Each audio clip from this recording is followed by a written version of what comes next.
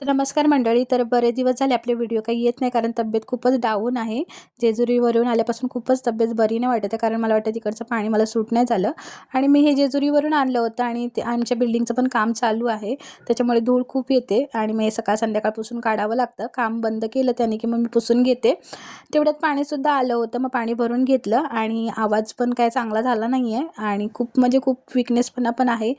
आणि मग आवाज माझा काय अजून चांगला झाला नाही आहे आणि मग हे सगळीकडे घरात पण अशी धूळ आहे ना, त्यामुळे खूप चिडचिड होते, काही काम सुचत नाही. आणि मग कसं होतं, व्हिडिओ बनवायची पण इच्छा होत नाही, त्यामुळे काही व्हिडिओ पण नव्हते टाकले.